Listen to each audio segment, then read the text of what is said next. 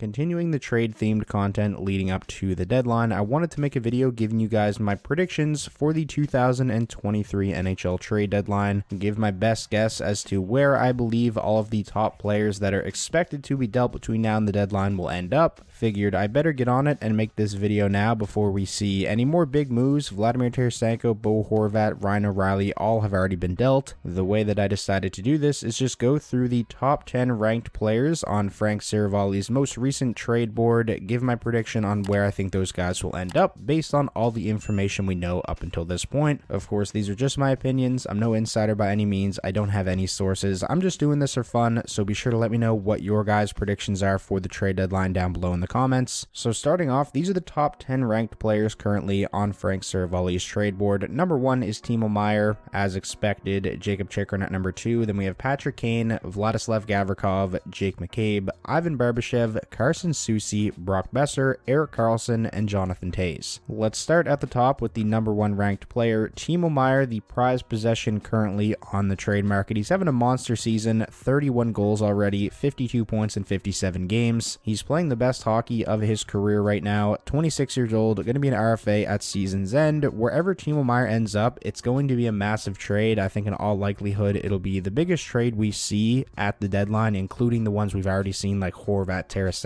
and Ryan O'Reilly. It's not often that players of this caliber, especially at Timo Meier's age, where he's really just hitting his peak now, are available on the trade market. I would say Timo Meier's the best player that's been available for trade since probably Jack Eichel. My prediction for where I think Timo Meier is going to end up, I'm going with the New Jersey Devils. This shouldn't be a big surprise to many. It just makes all the sense in the world. He fits the timeline. The New Jersey Devils are really just entering their contention window. He's a player that won't just help the Devils and their playoff push this season, but be a long-term option for them as well, be a cornerstone for their franchise for a long time. The Devils definitely have the kind of assets as to where they can put together a very intriguing package for the San Jose Sharks. My prediction is something along the lines of Alexander Holtz and multiple draft picks, including a first. Next on the trade board, we have Arizona Coyotes defenseman Jakob Chychrun. Honestly, kind of surprised that he hasn't been traded yet. He's been sitting out for like over a week and a half now for trade-related reasons. The Arizona Coyotes are playing this really safe, protecting their asset, which makes sense because Jakob Chychrun has dealt with his fair share of injuries over the past couple of seasons. You don't want to risk him getting injured between now and the trade deadline, playing meaningless games for a team that's tanking. My prediction for which team I believe will trade for Jakob Chychrun is definitely the Los Angeles Kings. There was so much smoke around a Chychrun trade to the Los Angeles Kings when it was initially announced that Chychrun would be sitting out for trade-related reasons until a move is made. There was a lot of talk about Brandt Clarke potentially being a part of the package going back to Arizona, but that was shut down when it came out that Brandt Clarke's agent was actually informed that he won't be getting traded. So even though things have really cooled down and we haven't heard much about a potential deal between the Kings and Coyotes since then, I still think it's going to be the Los Angeles Kings that wind up bringing in Jakob Chychrun. They have a need for a stud defenseman on the left side that can kind of carry his own pair. If he does go to LA, I don't expect him to play with Drew Doughty. I think Doughty and Mikey Anderson are going to stay together, and then you can have Jakob Chychrun carrying that second pairing. I just think it's a perfect fit. It's another scenario similar to Timo Meier where Chychrun wouldn't just be a rental either. He'd be a long-term option for the Los Angeles Kings. He's only 24 years old. He's on a beautiful contract. Chychrun is a premium asset. The Coyotes have a very high asking price, and rightfully so, but the Los Angeles Kings are loaded with futures. They have tons of young players and prospects, have pretty much all of their draft picks, so there's no doubt in my mind that they're going to be able to get this done at some point. Next up on the list, we have Patrick Kane of the Chicago Blackhawks. I actually made a video about Patrick Kane's current situation the other day. Kind of gave you guys my thoughts on what I think is going to happen there, so if you watch that video, then you probably know where I'm going with this. Right now, I'm kind of leaning towards Patrick Kane just staying put in Chicago and actually not being traded. We knew that the New York Rangers were the number 1 team on his list if he did decide to go the route of wanting to be traded before the deadline. Obviously, the Rangers went out and got Vladimir Tarasenko, kind of took them out of the Kane sweepstakes. The number 2 team on Patrick Kane's list was the Toronto Maple Leafs. They made a huge splash getting Ryan O'Reilly and Noel Acciari. I think that likely takes them out of the Kane sweepstakes. For Patrick Kane's standards, he's not having a good season whatsoever. I would imagine Chicago's asking price is still going to be high though, just because of Patrick Kane's reputation. There's all the concern with his hip. Obviously, he has a huge cap hit. Even at 50% retained, it's still $5.25 million, which is a lot to take on mid-season. There's just so many factors right now making a Patrick Kane trade very difficult, so I think that's what I'm going to go with as my prediction. I think he's just going to stay put in Chicago. Moving on now, next up on the trade board, we have Columbus Blue Jackets defenseman Vladislav Gavrikov, who is another player like Jacob Chychrun, who's actually currently sitting out for trade-related reasons, and it's going to be that way until he gets traded. I really feel like Gavrikov is going to be the next domino to fall. There's actually some stuff going on Twitter right now as of the time I'm recording this, thanks to Aaron Portzline, who is a writer for the Columbus Blue Jackets and The Athletic. He just put out a piece saying Columbus Blue Jackets GM Jarmo Kekalainen will not specify on what the holdup is, but it's believed the Jackets have a trade in place that requires another transaction to take place first. However, there hasn't been any reports on who the team could potentially be that is acquiring Vladislav Gavrikov. My prediction, I'm going to go with the Canadian team here. I'm going to go with the Edmonton Oilers. The Oilers currently sit in the bottom half of the NHL in terms of goals against per game. We know defense is not their strong suit. I think Gavrikov would be a fantastic fit for the Edmonton Oilers, bring some defensive stability to their top four. Not a guy who's going to put up a ton of points, obviously not known for his offense, but I wouldn't say he's a complete black hole offensively. He's got 10 points on the season. He's pretty mobile. He'll get the puck up the ice. The reported asking price for Gavrikov, according to Chris Johnston, is a first, a third, and a fourth, which is pretty high, but I mean, hey, we've seen Kekalainen get a first for Savard and Nick Foligno at the deadline in the past, so if we do see a Gavrikov trade go down here soon, expect a first-round pick to be involved. The next player on the board, we have Chicago Blackhawks defenseman Jake McCabe. We do have some insight when it comes to a potential Jake McCabe trade already.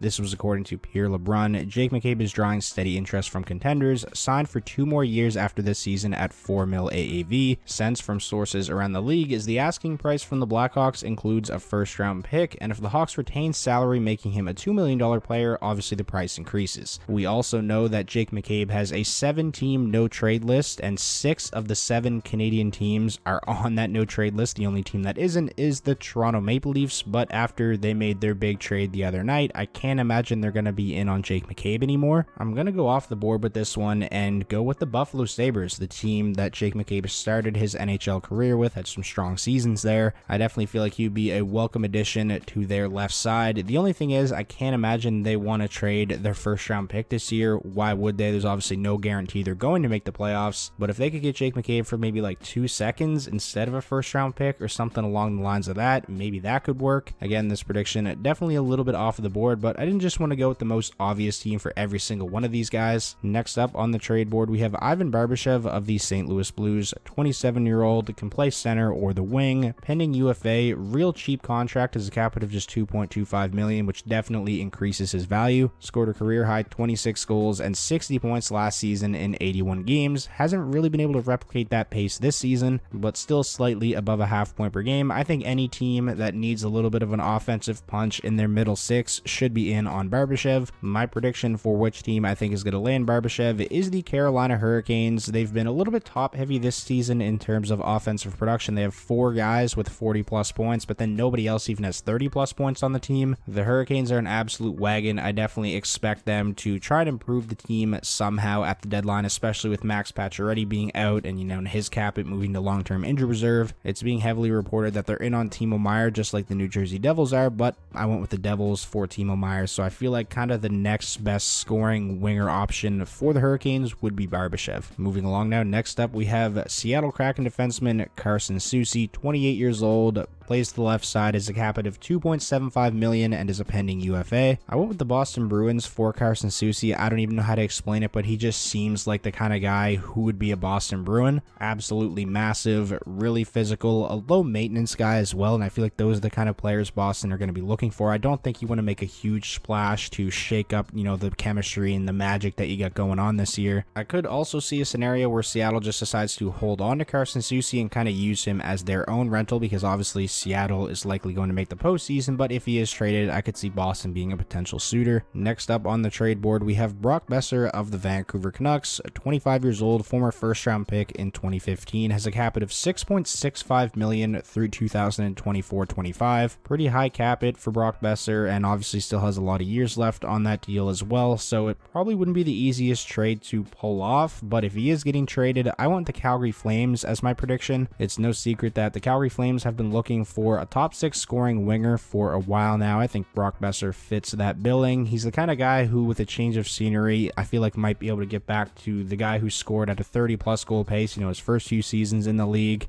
play him on a line with a playmaker like Jonathan Huberdeau. Maybe those two could make some magic happen. So I feel like Brock Boeser would be a really interesting option for the Calgary Flames. So I'm going to go with them as my prediction if he does get traded. Moving on now to number 9 on the list, we have San Jose Sharks defenseman Erik Karlsson, the man who is likely going to win the Norris Trophy this season. 74 points in 57 games. Just ridiculous play from Karlsson so far this year. Went from being a guy who prior to this season was probably one of the more untradeable players in the league due to his contract to now a guy who may get traded because he's playing so well. My prediction though, I am going to go with nobody. I really just can't see it happening mid-season. I could see it happening in the off-season potentially. There has been a lot of talk that Ken Holland and the Edmonton Oilers have been talking to the San Jose Sharks about Karlsson, trying to make something there work. I really just can't see it happening though. An $11.5 million cap hit, and it'd be a different story if say he was a pending UFA or even just had 1 or maybe even 2 years left on his deal, but he signed at that cap hit through 2026-27. So obviously if you're the Sharks, you don't want to retain a bunch of salary on a contract that is that big and still has that many years left. It would just be so difficult to pull off a trade like this mid-season. So I think he's staying put in San Jose this year. And now for the final player on the trade board, we have Chicago Blackhawks captain Jonathan Toews, the 3rd Chicago Blackhawk already in this video. Not a guy we've heard a lot about recently. He's currently out with an illness, is having a bounce back season offensively compared to last season. He's got 28 points in 46 games. Not a bad pace on a really bad Blackhawks team. We know he's got obviously an amazing reputation. He's Captain Serious, 3-time Stanley Cup champion, Selke Trophy winner. My prediction for where I think he's going to get traded to is the Colorado Avalanche. If you're the Avalanche,